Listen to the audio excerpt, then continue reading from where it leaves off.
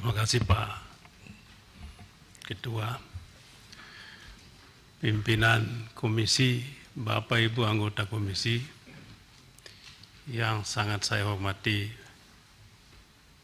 Pak Mahfud, Ketua Komite sekaligus Menko Polhukam. Saya senang sekali Pak Mahfud apa yang tadi disampaikan. Saya mengikutinya dengan cermat. Saya dengan Pak Mahfud ini kurang lebih 5 tahun sama-sama di komisi ini juga. Saya tahu beliau, Pak Trimedia Panjaitan juga. Saya tahu siapa beliau, tapi pada masa itu. Setelah itu saya tidak lagi mengetahuinya lebih baik.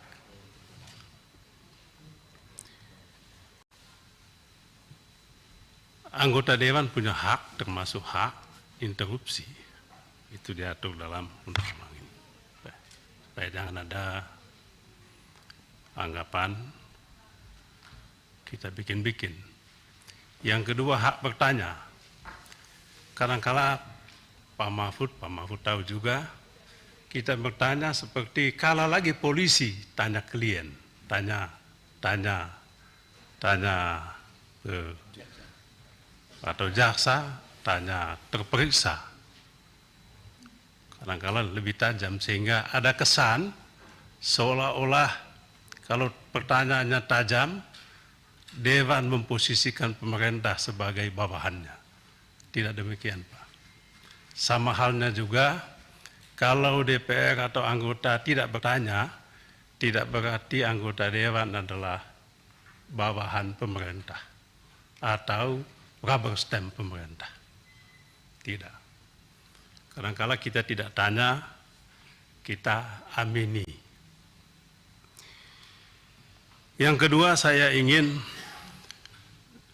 dua bagian juga, mohon waktu Pak Ketua, agak panjang, sebab Pak Mahfud yang terhormat secara terbuka kepada khalayak ramai menyampaikan ingin menantang Saudara Beni, Saudara Arsul Sani, dan Saudara Arteria Dahlan. Saya pun menjawab, saya siap menantang. Terima kasih banyak. Bukan untuk siapa-siapa, untuk Indonesia, untuk rakyat. Jadi tidak ada prasangka, tidak ada masalah personal, saya dengan Pak Mahfud ataupun Pak Mahfud dengan saya. Saya menantang supaya Pak Mahfud buka. Supaya buka sejelas-jelasnya.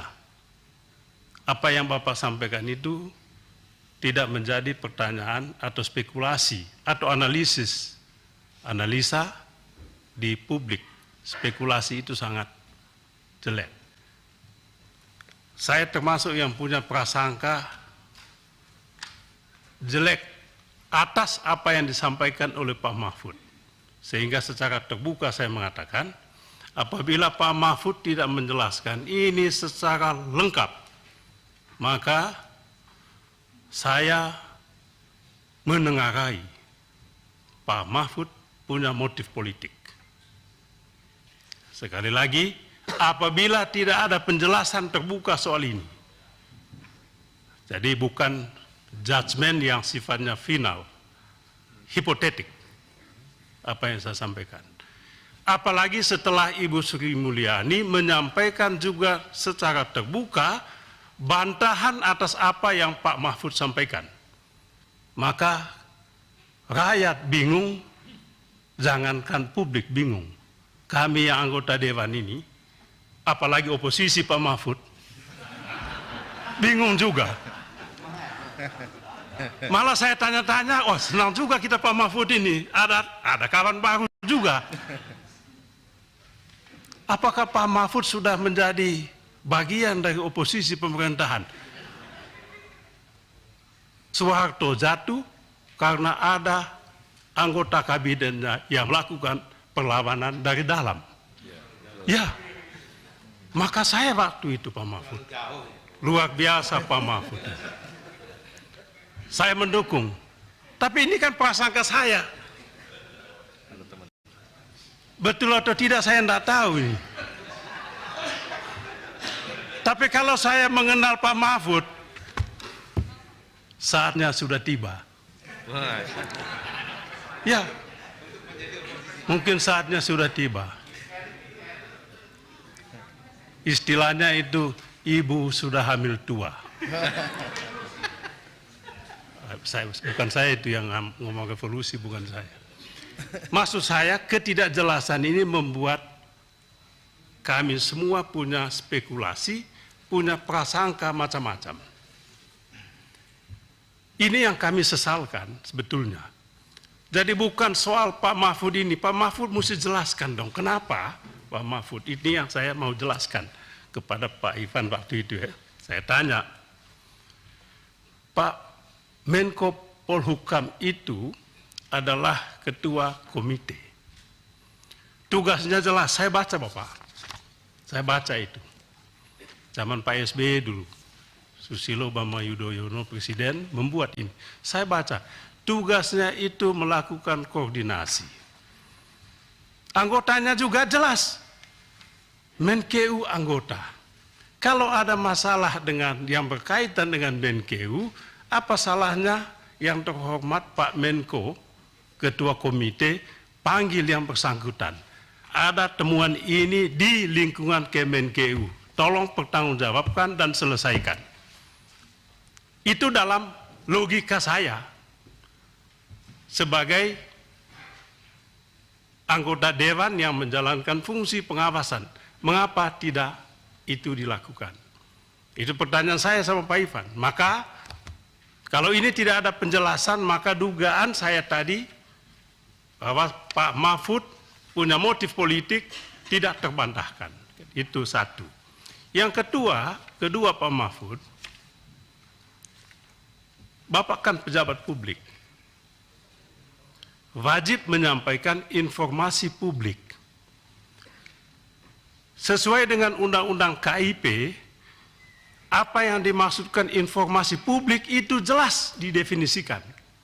Dan itu disampaikan oleh pejabat publik kepada publik. Pejabat publik tidak boleh menyampaikan kepada publik isu yang tidak jelas asal-usulnya.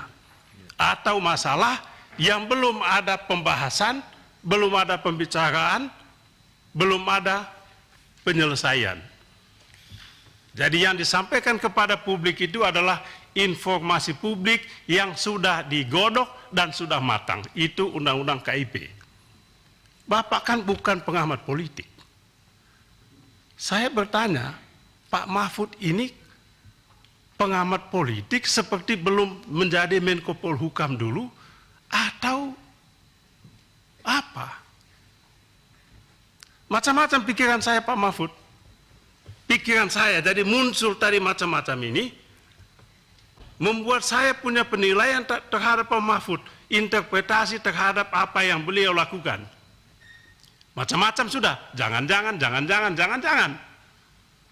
Sampai ada yang mengatakan, jangan-jangan Pak BKH, Pak Mahfud ini mau jadikan ini panggung untuk calon wakil presiden atau calon presiden.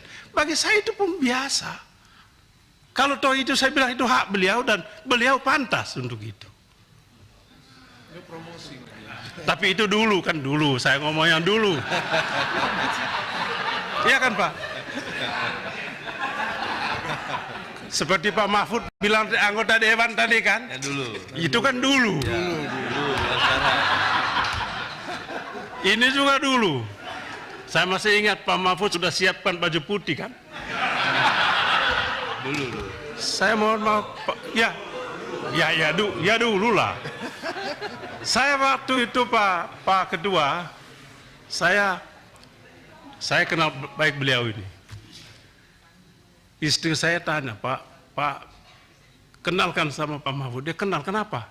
Dia sudah siapkan baju dipanggil oleh Bapak Jokowi jadi calon wakil presiden. Saya langsung bilang kita berdoa. Ya, saya ingin Bapak jadi calon wakil presiden waktu itu. Nah, tapi itu dulu ya. Kembali ke soal ini tadi Pak.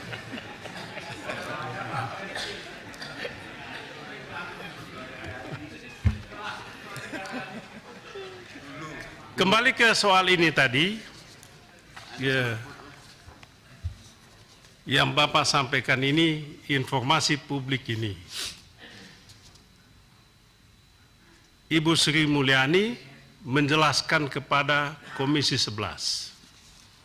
Jauh berbeda dengan apa yang tadi Bapak sampaikan. Jadi ini yang membuat kami mohon maaf saja, mana yang harus kami percaya. Ibu Sri Mulyani juga bukan orang sembarangan. Bapak juga begitu. Sama-sama pembantu presiden, hanya beda, Bapak adalah pembantu utama. Sri Mulyani bukan pembantu biasa. Bapak ketua komite, beliau adalah anggota komite. Tentang ini macam-macam juga Pak. Yang tadi saya katakan, jangan-jangan memang ada motif politik ingin menyingkirkan Sri Mulyani. Ya, kenapa? Ya ini mohon maaf saja, kenapa? Sebab ada isu kan Pak, Sri Mulyani Menkeu menolak rencana beli minyak Rusia masuk Indonesia. Banyak pejabat yang tidak suka, banyak pembantu yang lain juga yang tidak suka Pak Mahfud. Jangan-jangan itu kembali lagi tadi ke membuat ini semua tidak jelas, bikin kami punya spekulasi macam-macam kemana-mana. Apa ini sebetulnya? Kemudian tadi disinggung juga, jangan-jangan ini berkaitan dulu dengan impor emas itu, yang tadi Bapak singgung. Kita dapat juga datanya Pak, tapi sedikit-sedikit dia. Tipis-tipis anunya. Nah, kalau Bapak kan mungkin tebal-tebal informasinya. Kami sedikit-sedikit ada informasi yang dihembuskan. Kita tidak tahu juga. Tapi juga siapa yang disentuh, Bapak tahu, oligarki. Jangan-jangan memang kelompok ini tidak suka Sri Mulyani lagi menjadi Menkeu menjelang 2024. Sekali lagi ini spekulasi kami yang apalagi di luar tembok kekuasaan ini. Tidak bisa kita lihat, ya oposisi. Maka sekali lagi, tolong kami dijelaskan betul Pak.